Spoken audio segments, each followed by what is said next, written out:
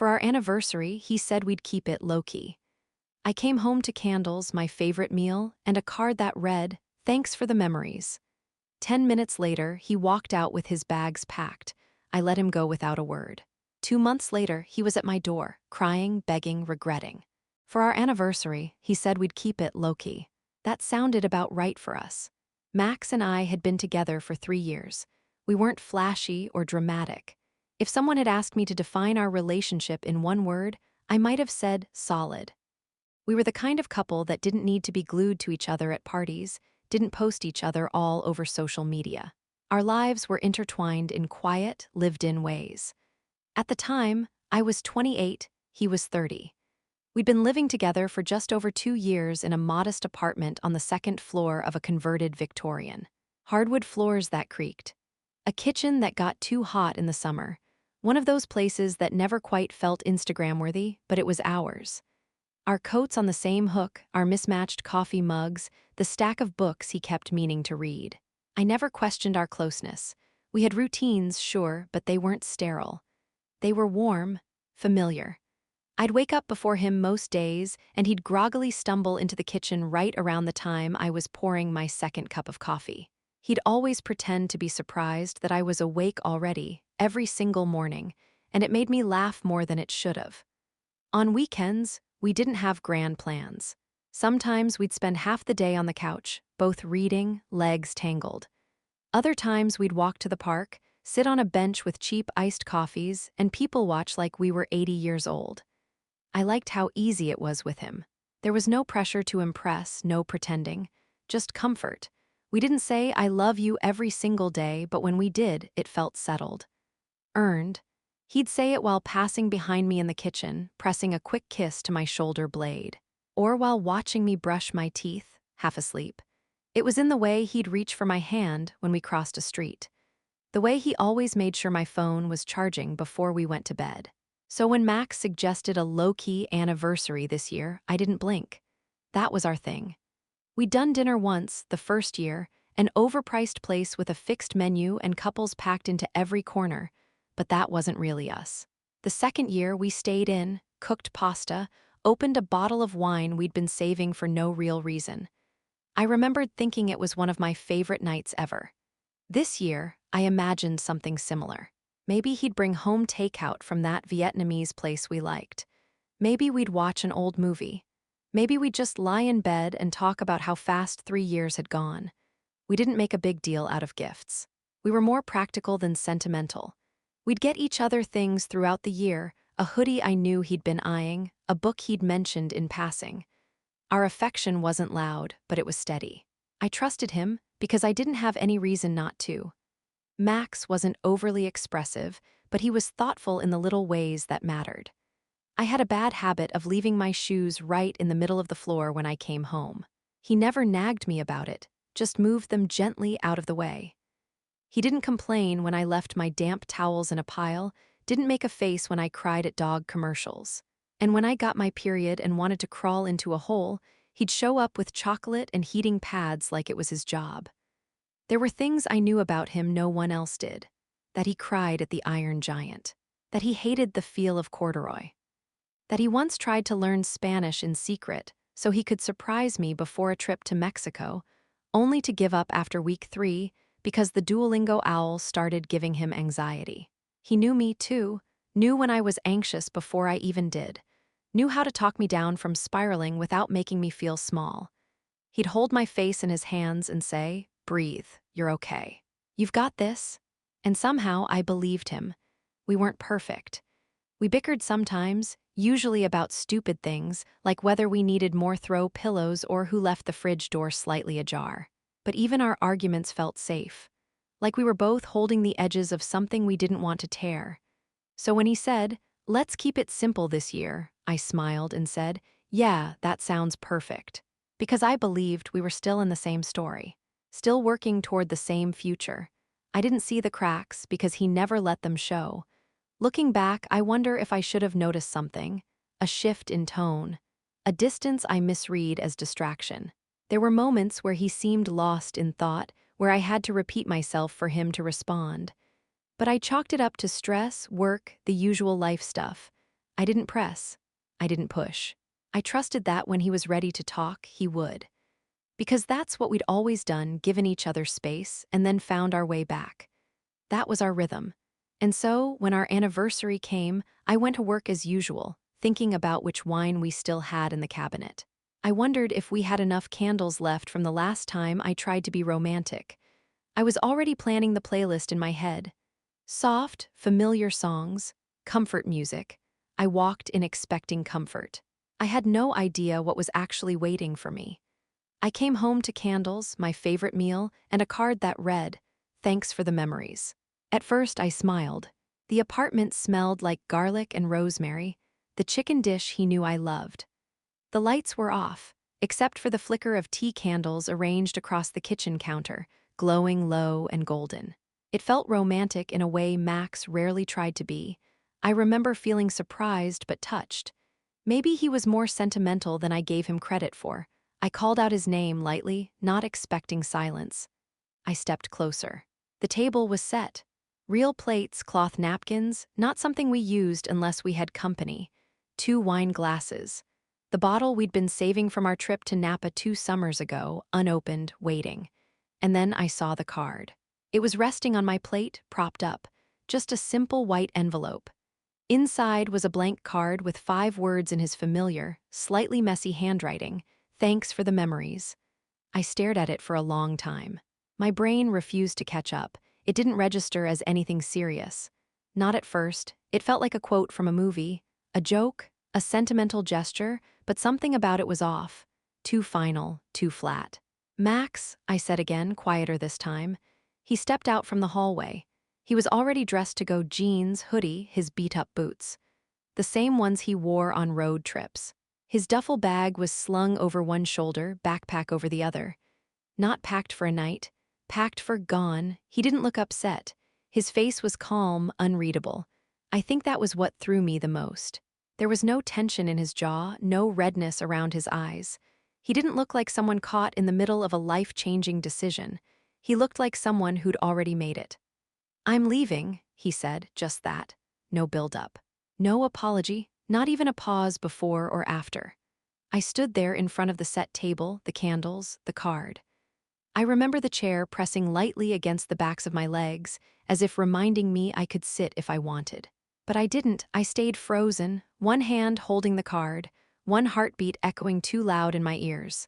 "What?" That was the only word I managed. He looked at me, not coldly, just blank, like this was inevitable. Like the hard part had already happened, and all that was left now was logistics. "I didn't want to do this messy," he said. "I didn't want it to be a fight. I could have asked 100 questions. Why, when, who, what the hell happened? But none of them made it to my lips. Instead, I just kept looking at the card. I think some part of me thought he was joking, that this was some messed up metaphor I wasn't getting. That maybe, just maybe, he meant something else. But then he walked to the door. Quiet, unhurried, he didn't slam it or look back. Just pulled it closed behind him like he was heading out to grab groceries. I didn't follow. I didn't yell, I didn't cry, I just stood there. The chicken cooling on the counter. The wine uncorked. The flicker of candlelight making everything feel too still, too intimate, like I'd walked into someone else's life by mistake. I sank into the nearest chair eventually. Not because I felt faint or broken, but because I needed something solid beneath me. Something to remind me I still existed in my own body. The card was still in my hand. I read the line again. "Thanks for the memories," past tense. Like the whole thing had been some capsule of time he'd already zipped up and stored away. 3 years, filed under done. My throat tightened, but no tears came. Instead, I felt this slow, quiet ache crawl up through my chest, like my body realized something before my brain did. I stayed there for a long time. Hours, maybe, long enough for the candles to burn low, the food to go cold. At some point, I wrapped the leftovers and put them in the fridge. Habit, reflex, something to do with my hands. I climbed into bed alone that night, not even bothering to undress. The sheets were cold on his side. The silence was loud, but still no sobbing, no dramatic collapse. I stared at the ceiling and thought about how you can live with someone, love someone, build a life with them, and still not see them walking away until the door is already shut behind them. There's a kind of heartbreak that isn't explosive. It doesn't shatter you in a single blow. It leaks in slow, quiet, like air escaping a tire. You don't notice until you're stranded somewhere you didn't plan to be. But even that night, lying alone in the dark, I knew one thing with absolute clarity. I hadn't begged, I hadn't chased, I'd let him go. And something about that gave me a strange kind of strength. 2 months to the day since he walked out, Max showed up. At my new apartment, I almost didn't answer the door. It was a Sunday, late afternoon. The kind of day I'd started to enjoy again, slow, quiet, full of my own choices. I was making soup, something I'd never made when we were together because he wasn't a soup person. My phone was on silent, a podcast murmuring in the background. When the knock came, I thought it was a delivery, maybe the bath mat I'd ordered. I opened the door without checking, and there he was, Max. Same height, same eyes, same everything, but not. He looked thinner, unshaven. His eyes were glassy, and his shoulders were slumped in a way I'd never seen. The hoodie he wore hung looser on him. His hands were shoved in the pockets like he was trying to keep from falling apart. For a second, we just stared at each other. "Hi," he said. His voice was raw, small. I didn't step aside. "What are you doing here?" He blinked, swallowed. I didn't know where else to go. "How did you find me?" Maya posted a photo. The moving boxes in the background, I recognized the complex. "I drove around until I saw your car." I felt the familiar rush of anger start to rise, not hot. Just a sharp pulse behind my eyes. But I didn't let it take over, not this time. He shifted his weight. "Can I come in, please?" I studied him. The same man who'd once cooked me breakfast on my birthday without being asked. The same man who disappeared without a fight. I stepped back just enough for him to enter. He walked in slowly, like he was afraid to touch anything. He looked around at the bare walls, the bookshelves, the plants, things that had never belonged to him. "You moved," he said quietly. "I did. It's nice." I nodded, crossed my arms. "What do you want, Max?"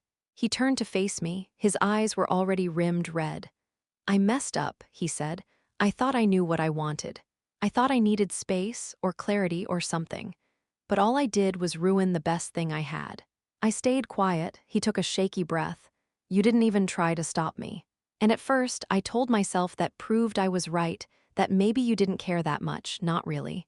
But after a few weeks, I realized it was worse. You did care. You just respected yourself too much to chase me. Still, I said nothing. I kept waiting for a message, for a breakdown, something, but you just went quiet, and it messed with my head. I leaned back against the wall, arms still crossed. "You expected me to fall apart so you could feel justified." He looked down. "No, I mean maybe, I don't know." Silence stretched between us. The kind that wasn't empty, it was packed, heavy. "I shouldn't have left like that," he said. "I shouldn't have ghosted the end of our relationship like it didn't matter. I was scared. Of commitment, of boredom, of not knowing who I was without you." He stepped closer, but I figured it out. "And I miss you every day." I let the words hang, let him hear them out loud, let him feel how little they moved me. "I don't want to start over with someone else," he said. "I want you." I didn't respond right away. I looked at him, really looked, and realized something simple but true. He still felt familiar, but he no longer felt like home. "You didn't just leave, Max," I said finally. "You planned your exit. You lit the candles. You packed your bags. You set the scene like it was some kind of scripted goodbye. And you never gave me the decency of a real explanation." I didn't know how to say it, he whispered. "That's not good enough anymore." His lip quivered. He nodded slowly, like he knew what was coming. "I'm not angry," I said. "I'm not even heartbroken anymore. I just don't want to go backward. I'm done." He wiped at his face with his sleeve. "Please, I know I don't deserve it, but I'm asking, just think about it." I walked to the door, opened it. He stood there for a moment longer, then he stepped out. He didn't fight it. He didn't beg again. He just looked at me like he was memorizing the version of me that didn't need him. I closed the door, locked it. The soup was still simmering. The room was still quiet, my life uninterrupted. I sat back down, stirred the pot, and poured myself a bowl. I put on music. I ate slowly, peacefully. And that night I slept better than I had in weeks. He cried, right there in the hallway the second I closed the door behind him. A soft sound, almost like choking. I turned back around, expecting him to have walked away, but no. He was standing there still, head bowed, shoulders shaking like he'd finally let go of whatever held him up this long. When he spoke again, it was muffled. I thought you'd stop me, that night. I thought you'd yell, fight, tell me I was making a mistake. I leaned against the doorframe, calm, still. Not unfeeling, just empty of everything that used to rise up when he spoke. I didn't want to give you that, I said. He looked up, eyes wet, face crumpling. Your silence messed with my head, it still does. I know, I said. It wasn't cruel, it wasn't smug, just the truth, because I had gone quiet. I'd made a choice not to text, not to demand answers. I'd given him the silence he created and made him live in it. He shook his head slowly, eyes pleading. I kept thinking about how easy you made it look, like we never mattered. That's not what happened, I said.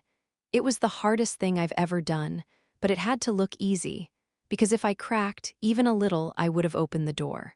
I would have let you stay. He stepped forward again, just one small step. I miss you. I took a breath. I believe you. I regret it all. I nodded. I believe that too.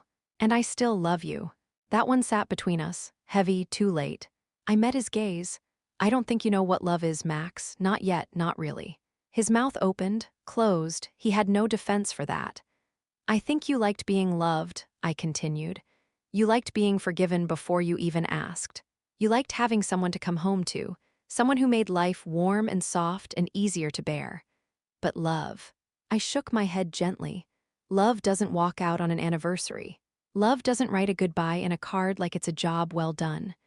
Love stays, or at the very least, it explains itself. He broke then, all the way. One hand over his face, trying to muffle the sounds, like he was ashamed of how hard it hit him. But I didn't comfort him. I couldn't, not because I didn't care, but because I finally did for myself. Please, he said through his hands, can we just talk, just for a while? I'll take anything, a coffee. 10 minutes. I looked at him for what felt like a long time. And then I said, gently, I don't want to spend my peace on you. His face twisted, not in anger but devastation. He understood. He stepped back, nodded once, turned. And this time I didn't watch him go. I closed the door again, locked it, walked back to the kitchen. The music had started over, a soft, slow song. I curled up on the couch with a blanket, sipped tea, and scrolled through my phone. I texted Maya a single word. He came. She replied, and I typed back, I sent him away, I'm okay. That night I went to bed alone. I read a few pages of a new novel, turned off the light, and sank into the pillows. And I slept. All the way through. No dreams, no memories, just rest. Thank you for watching. Please do not forget to like, comment, share, and subscribe. I love you all.